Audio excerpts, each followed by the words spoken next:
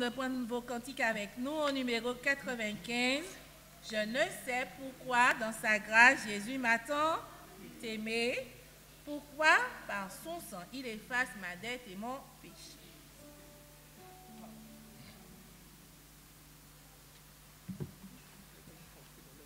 Oui, ben oui,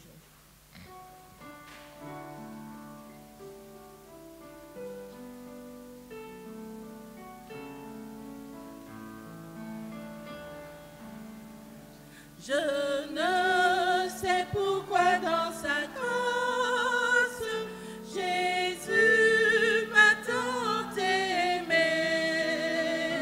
Pourquoi par son sang il efface ma dette, mon péché. Mais je sais qu'en lui j'ai la vie, il m'a sauvé.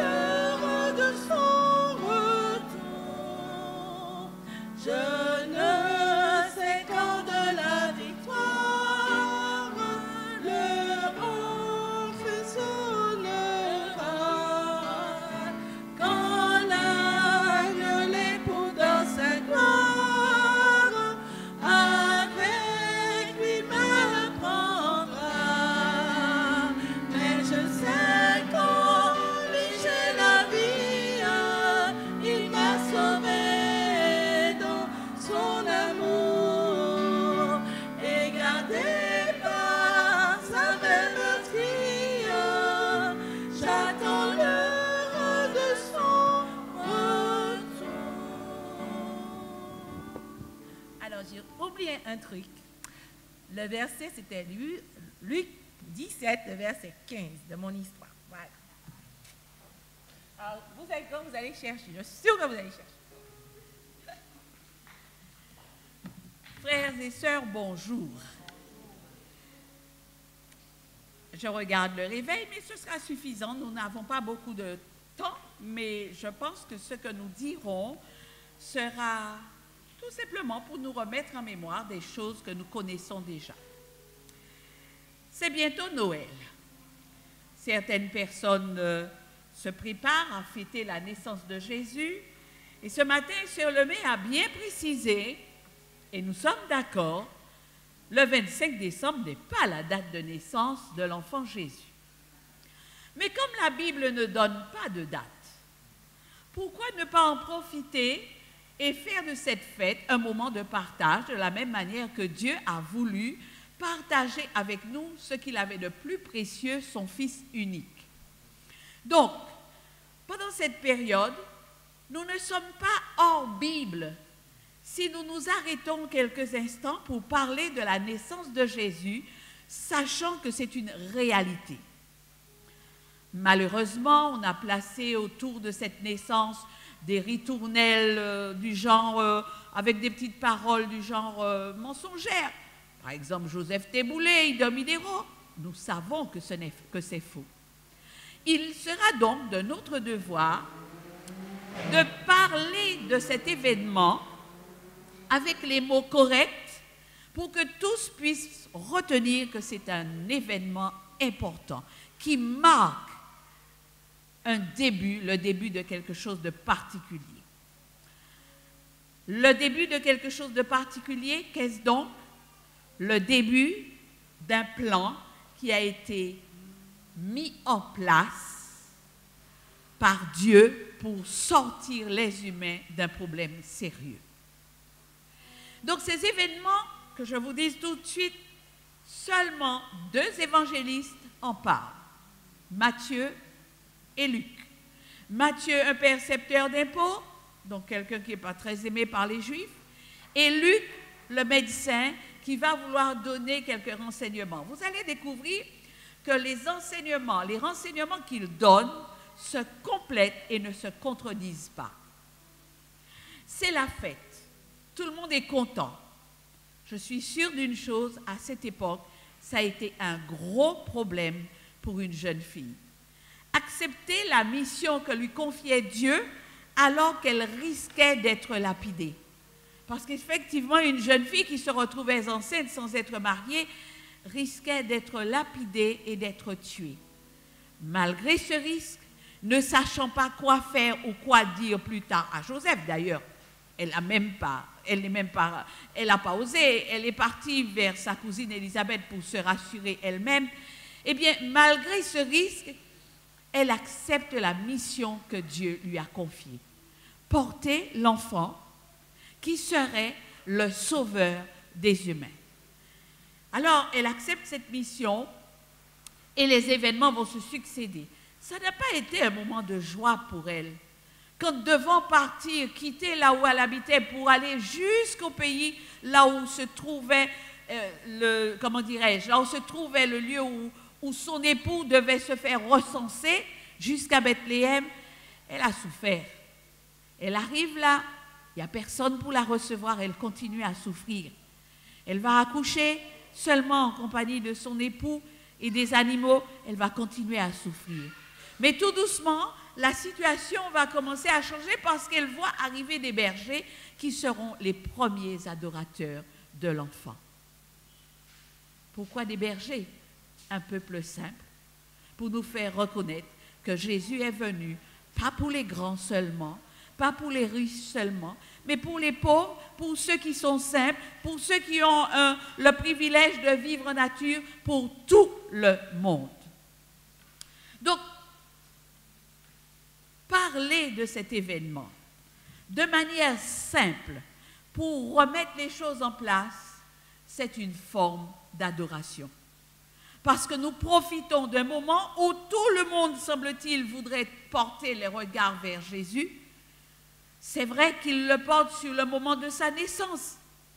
Et alors, il fallait bien qu'il naisse pour pouvoir réaliser et mettre en place ce grand projet, ce plan de salut, salutaire pour tout un chacun. Donc, nous allons essayer ce matin, comme une fois où j'avais fait une étude biblique sur la mort, nous essaierons ce matin non pas d'entendre une prêche, mais de faire une étude biblique pour pouvoir comprendre et ne serait-ce que voir la grandeur de l'amour de Dieu qui a osé offrir son Fils unique pour le salut de chacun. Donc, la question que va se poser là maintenant, nous savons qu'il y a 2 événements importants. Il y a d'abord sa naissance et selon le plan, il y a son retour. Est-ce que ces 2 événements se complètent? Est-ce que ces 2 événements s'opposent ou est-ce que ces 2 événements ne font que mettre en place, d'abord par le premier événement, le plan de salut et le deuxième événement, son retour? Donc ce matin, je ne vais pas tellement insister sur sa naissance, puisque nous avons déjà un petit peu l'idée de ce qui s'est passé, nous savons comment les choses se sont réalisées, nous connaissons notre Bible et nous savons qu'il est né. Pas le 25, mais la Bible ne donnant pas de date, il n'y a pas de souci là-dessus. Le premier événement du Messie avait pour objet d'accomplir la première phase de la rédemption de l'humanité. Nous avions besoin d'un plan pour pouvoir nous sauver, parce que sans ce plan, on aurait été en grande difficulté. Donc, il faut un début. Le début, c'est sa naissance. Les choses sont mises en place et ainsi, il va grandir parmi les humains pour montrer d'abord ce qu'il propose comme royaume. Et quand il l'a montré, il va ensuite accepter de mourir pour pouvoir sauver chacun de nous.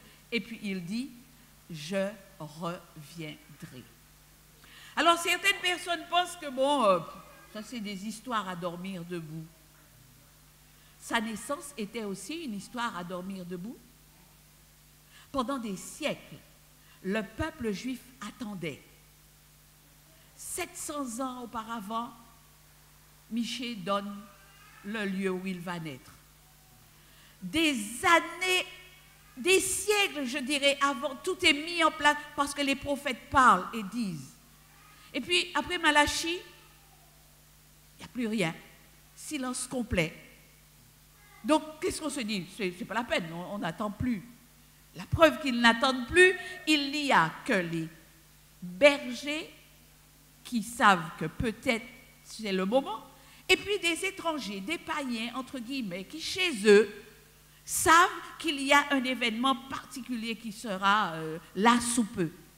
Ils surveillent les signes et ils réalisent, le soir où ils voient l'étoile la première fois, ils réalisent, allez hop, il faut qu'on se mette en marche pour aller l'adorer. Vous comprenez que sortir de chez eux en Orient, non pas en avion, mais à dos de chameau peut-être, à pied, parce que ce sont des hommes riches. Ils partent avec une caravane. Ils partent avec leur famille, leurs servants, les animaux, de la nourriture. Ils partent, donc ils mettent en place le projet pour partir, mais ils ne peuvent voyager que de nuit. Donc vous comprenez que ça ralentit encore. Quand ils arrivent sur la place, l'enfant n'est plus dans la crèche. L'enfant est déjà dans une maison un peu plus loin et il a environ 2 ans. Rappelez-vous, Hérode a bien compris, puisqu'il décide de faire tuer tous les petits garçons de 0 à 2 ans, en se disant ça, je suis sûr de l'avoir. Mais voilà, l'ange de l'Éternel campe autour de ceux qui le craignent et il les arrache du danger. Le soir, l'ange Gabriel revient et avertit Joseph qu'il faudra partir. Bien sûr, parce que les mages avaient déjà aussi dit, il ne faut pas tellement penser que Hérode viendra vous adorer pour adorer l'enfant. Hein. Il y a un truc qui ne va pas. Mais n'empêche qu'il part, et quand Hérode envoie les soldats pour pouvoir tuer les enfants de 0 à 2 ans, ben ils ne sont plus là. Et ils partent pour vivre pendant une période en Égypte. Vous comprenez que c'est quand même grave qu'une maman puisse être sur le qui-vive là comme cela parce qu'il faut qu'elle protège son bébé. Donc les événements se sont effectivement réalisés. Le peuple chrétien en parle. Et d'ailleurs, quand vous signez vos chèques, vous dites que vous croyez, puisque vous écrivez la date, 22 décembre 2018, après Jésus-Christ. D'accord? Donc, même si on voudrait dire, oh, c'est pas drôle, c'est une histoire d'obéir debout, c'est une histoire pour faire vendre, pour faire fonctionner le commerce, c'est une histoire, d'autres sont allés jusqu'à jouer sur les mots Noël, non en anglais, elle, nom de Dieu, sorti d'un mot en hébreu, oh là là là là, un beau mélange de, comment peut-on traduire un mot en mélangeant de l'anglais et puis de l'hébreu en même temps. Donc, il y a tout un tas d'histoires, peu importe tous les jeux et les mots qu'on va vouloir mettre dessus, nous savons qu'il est né, qu'il a vécu et il dit « Je reviendrai ». Si les choses qui étaient prédites avant se sont réalisés, pourquoi est-ce que le dernier événement ne se réaliserait pas? Le tout dernier, la fin. Parce que nous avons la même attitude que les Juifs, qu'on dit « Oh, bon, c'était des années, bon, ça fait un moment qu'on attend.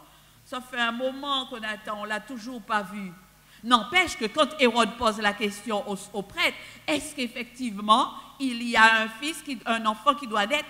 Ils retournent, ils étudient et ils reviennent, ils disent oui. Qu'on le veuille ou non, ils approuvent en disant oui. Jésus va-t-il vraiment revenir? Parce que le plan de salut a eu un début. Le plan de salut aura une fin. Il y a un moment donné, le plan de salut ne sera plus nécessaire parce qu'il reviendra. Peut-on savoir pourquoi il va revenir? Est-ce que quelqu'un a le verset en tête? Jean 14. Vas-y. C'est la plus belle promesse qui a été faite. Vous pouvez donc chercher dans vos Bibles Jean 14, versets 1 à 3, passage que nous connaissons et que je vais vous inviter à non pas lire de manière superficielle, mais à dire « Seigneur, j'y crois ». Vas-y.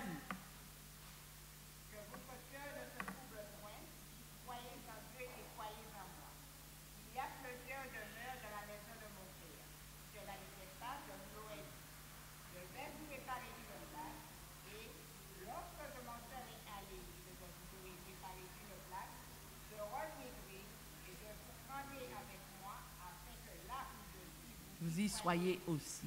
Ça, c'est une promesse.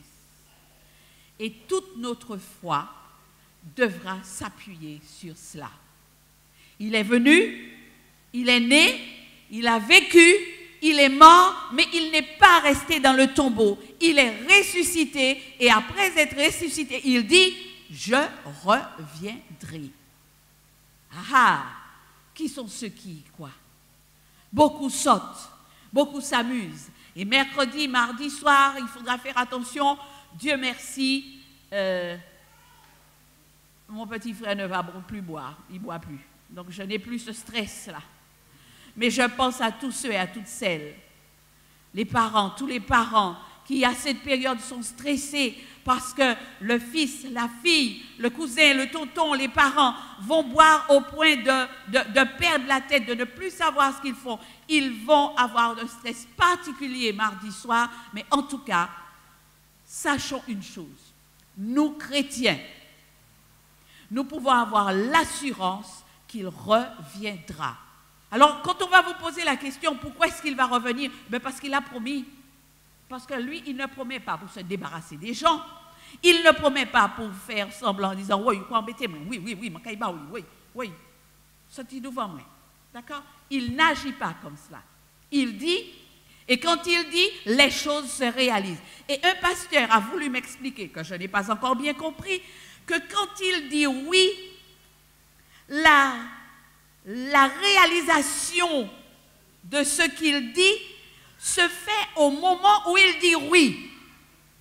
Il ne revient pas là-dessus. Il dit oui, ok, c'est bon. Maintenant, le temps que ça prendra pour que ça soit réalisé dans ma vie ou autour de moi, ça c'est mon souci parce que je suis limitée par le temps. Mais lui, il ne l'est pas. Donc quand il fait une promesse, il l'a fait parce qu'il sait qu'au moment où il l'a fait, elle est réalisée. Donc il dit, je reviendrai et je vous prendrai avec moi afin que là où je suis, vous y soyez aussi. Voilà ce que l'Éternel promet. À un moment donné, il va revenir pour pouvoir nous prendre et nous permettre de vivre avec lui éternellement. Alors comment est-ce qu'il viendra? Seulement pour un groupe? Pas du tout. Seulement pour 2 ou 3 personnes? Pas du tout. Seulement pour le peuple adventiste? Si nous pensons à cela, nous allons tomber dans les fesses, c'est maman. Nous allons tomber fort. Parce qu'il reviendra pour toute personne qui l'aura accepté. Et dans le monde chrétien, il y a des personnes qui ne connaissent pas, qui n'ont pas encore découvert la plénitude de la vérité, mais qui croient en Dieu au point de lui rester fidèles et d'être persécutés à cause de son nom. Je pense à toutes ces personnes qui n'ont pas pu rester chez eux dans les pays là d'à côté et qui ont dû s'enfuir tout dernièrement pour aller vivre ailleurs. On ne les reçoit pas toujours, mais ils partent pourquoi? À cause du nom de Jésus. Attends à les dire, ils n'ont pas qu'à y sauver. Puisqu'ils n'ont pas le sabbat. Hein? Eh oui, ça donne à réfléchir.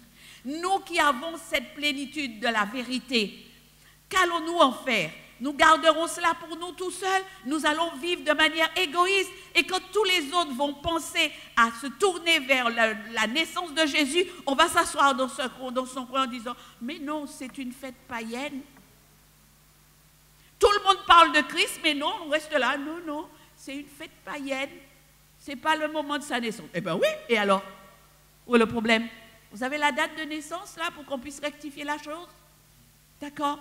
Donc les amis, arrêtons de nous fermer les yeux autour d'une culture qui nous a bouchés pendant un moment et réalisons que nous avons le privilège là maintenant de parler de la naissance de Jésus. Faisons-le. Selon bien sûr notre budget. N'allez pas faire des crédits de 3 000 € pour offrir à votre enfant le dernier smartphone. D'accord? Là, vous serez un petit peu hors jeu. D'accord? Mais faites de cette période un moment de partage. Pensons à chacun. Cherchons à faire plaisir à tout le monde, ne serait-ce qu'avec un bonbon. J'ai été surprise cette année. J'ai 6 classes. Ça me fait 180 élèves. J'ai dit, Seigneur, c'est Noël. Nous avons travaillé un trimestre ensemble. Il faut bien que je leur offre quelque chose. Je ne peux pas rater le moment comme cela. J'ai dû acheter des bonbons, 200 bonbons, 200 chocolats. Je me suis dit, si je donne un chocolat à chacun, c'est peu. D'accord.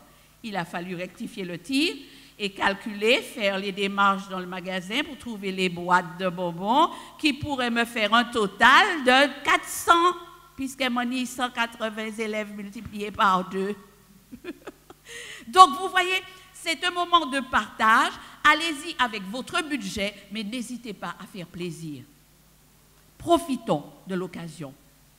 Et puis, à la fin, placez un petit mot en disant « Merci Seigneur qu'il soit venu et merci Seigneur parce qu'il reviendra. » Ne dites pas plus, laissez les gens réagir, laissez le Saint-Esprit travailler en eux pour se dire « Mais oh ouais, il va revenir ?»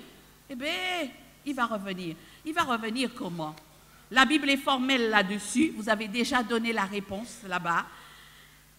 Acte 1, versets 10 et 11. Ce Jésus qui a été enlevé du ciel, du milieu de vous, reviendra de la même manière que vous l'avez vu allant au ciel. Ce ne sera pas un truc bizarroïde. Ce ne sera pas un truc caché. Ce sera un truc où tout œil le verra. Si au moment où vous êtes assis devant votre télévision, vous voyez un documentaire ou bien le journal qui vous dit « Aïe, aïe, aïe, aïe, aïe, Jésus est arrivé en Afrique, là, regardez la foule qui le suit et les miracles. » Restez assise là, pas bouger, c'est pas lui. Parce que Jésus ne me dit pas que je le verrai à la télévision, Jésus me dira au moment où il apparaîtra. Tout œil le verra au même moment. Alors vous devez vous dire, mais comment est-ce que moi qui suis en Martinique, vais-je le voir avec ceux qui sont en Afrique? Vous savez que ma planète Terre, dans sa main, n'est qu'un petit grain de sable? Un petit grain de sable. Donc moi, je suis debout sur le petit grain de sable qui se trouve dans sa main. Ça veut dire qu'à un moment donné, quand il va se manifester, moi, je le verrai de la même manière que vous le verrez, de la même manière que ceux d'Afrique le verront, ceux de l'Europe, partout sur la terre, nous le verrons. Tout œil le verra. Donc, partons avec cette assurance, frères et sœurs. que la fête qui se présente devant nous la semaine prochaine, ce sera une fête où nous avons la possibilité et l'occasion de parler de Dieu, d'adorer Dieu et de faire en sorte que les autres se mettent à réfléchir. Choisissons des cadeaux adéquats, des livres particuliers, des Bibles en particulier, peu importe. Maintenant, si vous pouvez vous acheter le dernier smartphone, je ne sais pas moi, je ne sais même pas bien dire. Moi, je ne suis pas contre. Si votre budget vous permet d'aller là, je ne serai pas fâchée. Moi, je suis restée dans le magasin, j'ai vu les personnes partir avec de très, très, très beaux chocolats, mais compte tenu de mon budget, j'ai pas pris le top du top. Vous comprenez? Parce qu'il fallait la quantité. D'accord? Mais n'empêche que les enfants étaient contents et les enfants sont partis en disant, Madame, vous avez été la seule qui ait pensé à nous offrir quelque chose. Ah, moi, senti chez moi, gros, j'ai oublié le montant que j'ai dépensé. J'ai oublié. Pourquoi? Faisons de ce moment un moment de joie, de fête, un moment convivial. Et nous pensons à vous en vous laissant la possibilité d'être en famille le dernier jour de l'année. Et pour cette raison, n'oubliez pas que notre réunion de fin d'année se tiendra dimanche soir à partir de 18h30. Frères et sœurs, nous allons nous quitter ce matin en gardant en mémoire la promesse que Dieu a faite. Je reviendrai et je vous prendrai avec moi afin que là où je suis, vous y soyez aussi. Bonne fête et j'oserais même dire joyeux Noël.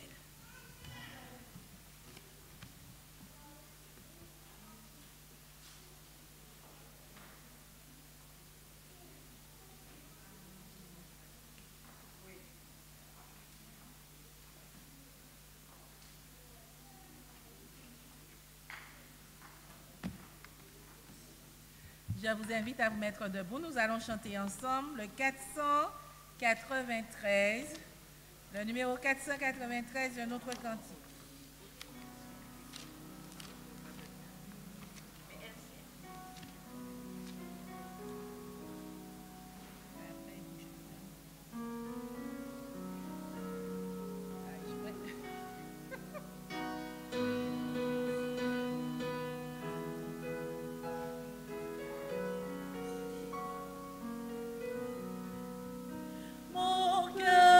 Cherche au point du jour, ô Jésus, mon ami suprême, toi qui m'as tant aimé, je t'aime, et je vis de ton amour. Mon âme est attachée à toi, et tu fais ta demeure en moi. Je sens ton cœur battre en mon cœur et ta présence est mon bonheur. Pour moi sur la terre étranger, ton amour vaut mieux que la vie. Jésus pour mon âme ravie, n'es-tu pas le bon berger? Mon âme est attachée à toi, et tu fais ta demeure en moi. Je sens ton cœur battre en mon cœur, et ta présence est mon bonheur. Devant ton merveilleux amour, en t'adorant mon âme heureuse, triomphe et célèbre joyeuse tes bontés de chaque jour. Mon âme est attachée à toi, et tu fais ta demeure en moi. Je sens ton cœur battre en mon cœur, et ta présence est mon bonheur. Je vais vous inviter à passer à côté Avant de sortir, nous avons une petite collation à vous donner en cadeau. D'accord? Fermez les yeux pour prier. Merci Seigneur Jésus pour cette bonne et heureuse journée de sabbat que tu nous as donnée. Merci pour tes multiples bénédictions. Pardonne nos péchés. Permets que nous puissions nous préparer pour ton grand retour au jour de ton avènement et que nous soyons tous prêts pour te recevoir. Bénis-nous, garde-nous, protège-nous. Ce sont les grâces que nous te demandons. Au nom béni de Jésus pour ta gloire. Amen. Amen. Donc, n'oubliez pas, passez à côté.